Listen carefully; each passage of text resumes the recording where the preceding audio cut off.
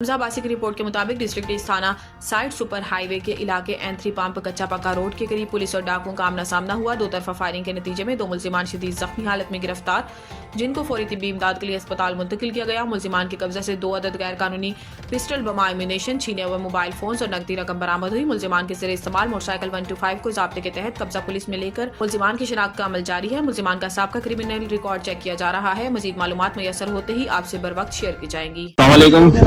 ये मुकाबला हुआ है, ये 2 बंदे डायरेक्ट फायर किया है मोबाइल पे।